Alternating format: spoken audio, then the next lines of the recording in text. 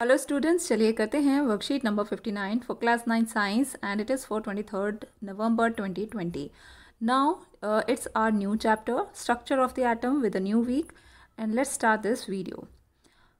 Gyan is asking Jigyasa Didi that we have learned about the matter which is made up of particles. Matter जो होता है वो particle से मिलकर बना होता है, and matter क्या होता है? Which occupies space, that is called a matter. And matter जो है वो पार्टिकल से मिलके बना होता है, और उन पार्टिकल्स को हम क्या कहते हैं? उन पार्टिकल्स को एटम्स कहते हैं.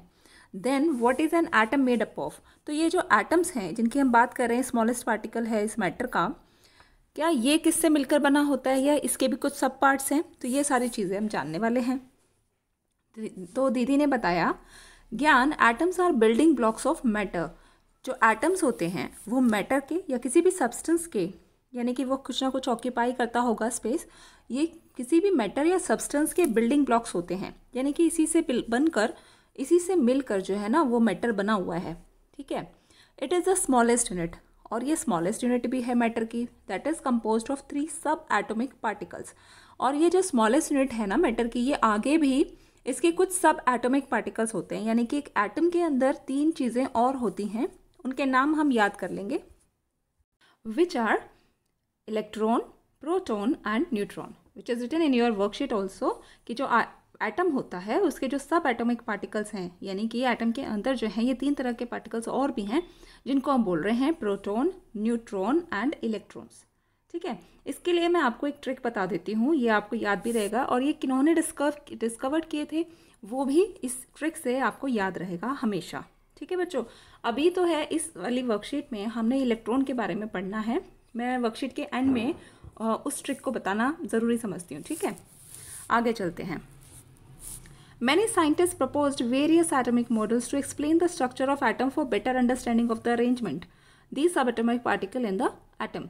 तो उस टाइम पर बहुत सारे साइंटिस्ट ने अपने अपने जो मॉडल्स थे, एटॉमिक मॉडल्स थे, उनको प्रपोज किया ताकि वो इस स्ट्रक्चर ऑफ एटम को अच्छे से समझा सके, उसकी बेटर अंडरस्टैंडिंग दे सकें. और उन्होंने अपने अपने तरीक़ों से अरेंजमेंट करके बताया सब एटॉमिक पार्टिकल्स का, यानी कि इलेक्ट्रॉन, प्रोटॉन, न्यूट्रॉन ये एटम के अंदर किस प्रकार व्यवस्थित होते हैं, किस प्रकार इनका अरेंजमेंट होता है, ये सारी चीज़ें बताने के लिए उन्होंने अलग अलग मॉडल्स भी प्रोवाइड किए थे.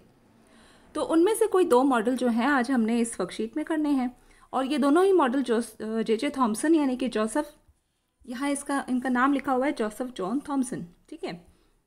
तो ये जो इन्होंने एटम के मॉडल दिए थे, इनसे उन्होंने एक आइडिया दिया था कि हो सकता है कि एटम जो है ना वो इस प्रकार का होगा. उसके बाद यहाँ पर सबसे पहले उन्होंने कैथोड रे एक्सपेरिमेंट किया था. तो कैथोड रे एक्सपेरिमेंट के द्वारा उन्हें क्या पता चला था, सबसे पहले ये देख लेते हैं. जे थॉमसन ने डिस्कवर किया था एग्जिस्टेंस ऑफ इलेक्ट्रॉन्स. इसके द्वारा ये जो एक्सपेरिमेंट उन्होंने किया था, ये कैथोड रे एक्सपेरिमेंट जो था, इसके द्वारा उन्हें पता चला था कि इलेक्ट्रॉन क्या चीज़ें हैं, क्या कोई ऐसी चीज़ भी है. तो एग्जिस्टेंस क्या था इलेक्ट्रॉन का, वो यहाँ से पता चला. और उन्होंने ये जो एक्सपेरिमेंट किया था उसके अंदर एक कैथोड रे ट्यूब लिया था, इसको कैथोड रे ट्यूब बोलते हैं, which is a partially vacuum sealed tube with a cathode and one end that created a beam of electrons travelling towards at anode at another end of the tube. ठीक है. तो आप यहाँ पे देखो, ये इसमें आपको मेंशन किया गया है कि ये पार्शली वैक्यूम सील्ड ट्यूब थी. वैक्यूम सील्ड तो थी लेकिन पार्शली, यानी कि थोड़ी बहुत जो है ना उसके अंदर एयर आ रही थी. और वैक्यूम होने का मतलब क्या है, यहाँ पे लिखा भी हुआ है कि इसके अंदर जो एयर थी वो काफ़ी लो प्रेशर थी. ठीक है. और ये जो ट्यूब थी इसको कैथोड रे ट्यूब बोला गया है. यहाँ इसके एक एंड पर कैथोड है और दूसरे एंड पर एनोड है. ठीक है. अब यहाँ पे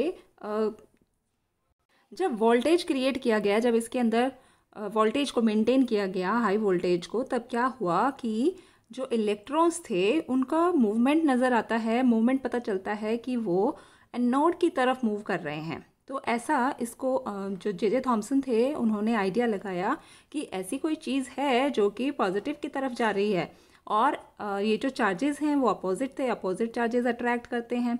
ठीक है. तो ये जो पार्टिकल्स थे जिनके बारे में उन्होंने अंदाज़ा लगाया था कि वो एनोड की तरफ जा रहे हैं. ठीक है.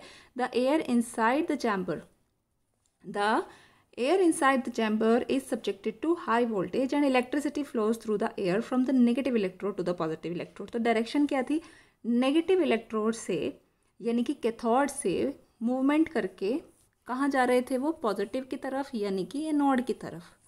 The experiment showed that the atom was not a simple, वो सिंपल चीज़ नहीं है एटम, उसके अंदर और भी कुछ चीज़ें हैं, इंडिविजिबल पार्टिकल्स हैं, ठीक है, एंड कंटेन्ड एटलीस्ट वन सब एटॉमिक पार्टिकल, उसके अंदर एक सब एटॉमिक पार्टिकल और भी है एटम के अंदर, जो कि उसकी कैरेक्टरिस्टिक्स देता है, और वो कैरेक्टरिस्टिक क्या है, नेगेटिविटी, और जो वो नेगेटिविटी है वो किसकी वजह से, वो इलेक्ट्रॉन की वजह से है, ठीक है।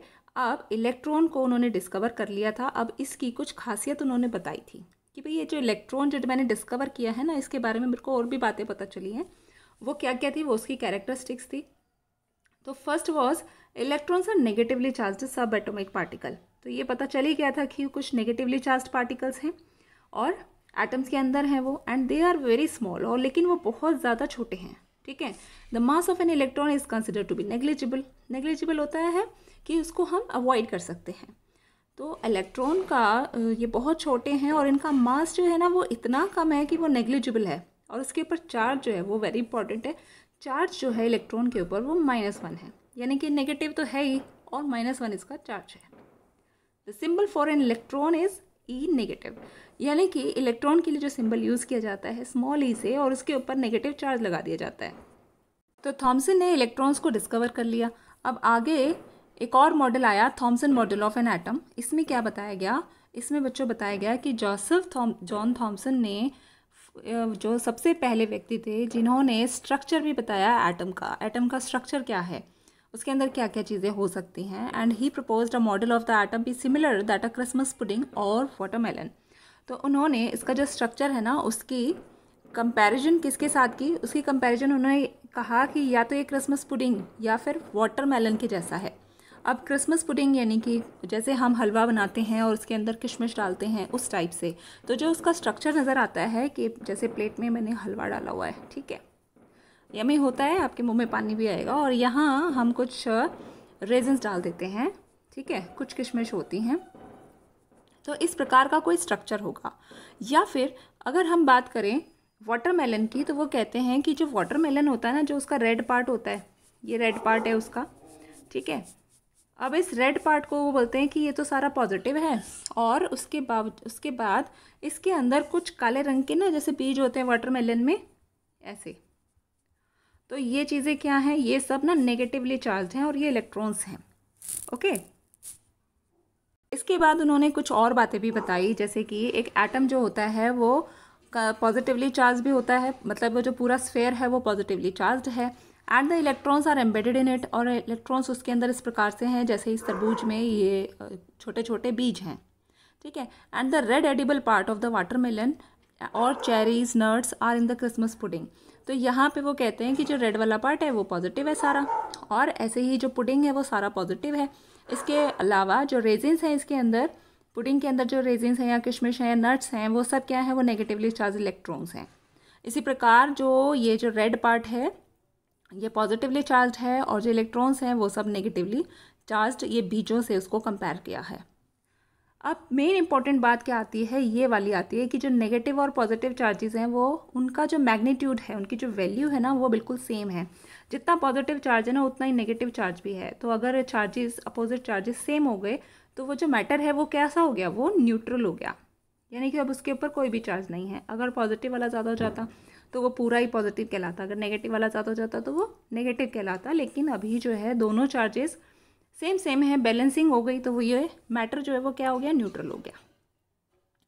सो the atom as a whole is electrically neutral. अब ये जो मॉडल दिया था इसकी कुछ लिमिटेशंस भी थी। लिमिटेशंस क्या क्या थी, लिमिटेशंस कहती थी सबसे पहली बात तो ये कि जो मॉडल है वो fail to explain the results of other experiments carried out by other scientist. जब और आगे साइंटिस्ट ने इस मॉडल को लेकर कुछ और एक्सपेरिमेंट्स करने की कोशिश की तो वो फेल हो गया, ये मॉडल जो था वो फेल हो गया। तो और जो एक्सपेरिमेंट्स, नए एक्सपेरिमेंट्स होने थे उनके लिए इसका कोई रिस्पॉन्स ठीक नहीं आया। सो सेकेंड क्या थी limitation, it did not provide any experimental evidence.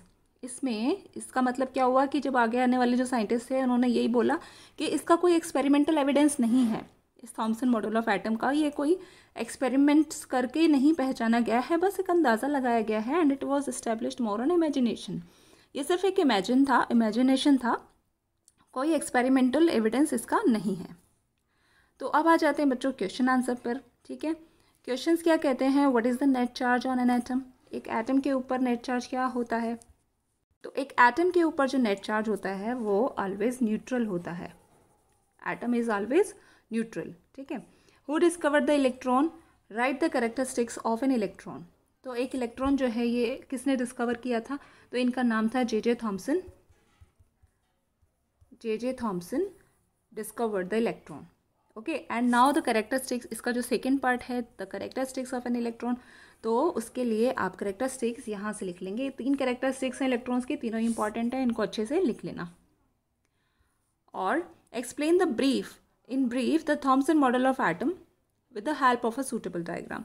तो यहाँ पे आपको थॉम्सन मॉडल ऑफ एटम को डिस्क्राइब करना है और इसका जो यहाँ स्ट्रक्चर दिया गया है इसको ज़रूर आपने मेंशन करना है, ठीक है। इसको अच्छे से ड्रॉ कर लेना।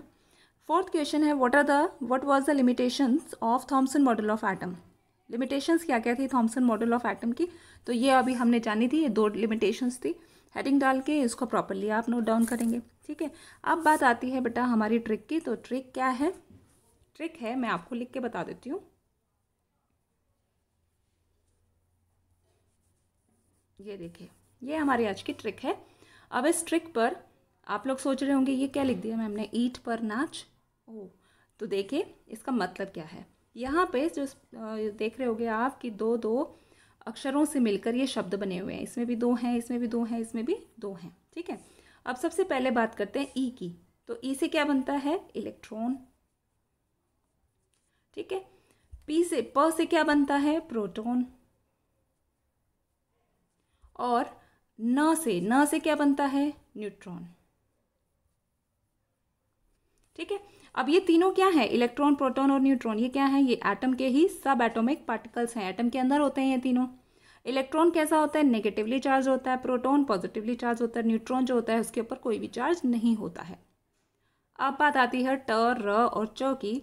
तो इससे क्या पता चला कि जो इलेक्ट्रॉन है ना उसको किसने डिस्कवर किया था, उसको एक साइंटिस्ट थे जिनका नाम था थॉम्सन, जो अभी हमने वर्कशीट में किया। तो थॉम्सन ने, टी से क्या बनता है, थॉम्सन ने इलेक्ट्रॉन को डिस्कवर किया। उसके बाद र आता है यानी कि रदरफोर्ड, ये अभी आप आगे पढ़ेंगे होपफुली नेक्स्ट वर्कशीट्स में। तो रदरफोर्ड ने प्रोटॉन को डिस्कवर किया। उसके बाद आता है च से यानी कि चैडविक। तो न्यूट्रॉन को किसने किया था बच्चों, न्यूट्रॉन की जो डिस्कवरी थी वो चैडविक ने की थी। इसकी स्पेलिंग में लिख देती हूँ ऊपर, चैडविक, ठीक है। तो बताना मुझे ज़रूर कमेंट में कि कैसी लगी आपको ट्रिक और समझ आया कि नहीं आया। मिलते हैं आपसे नेक्स्ट वर्कशीट की वीडियो में, तब तक के लिए share this video with your friends also. Thanks for watching.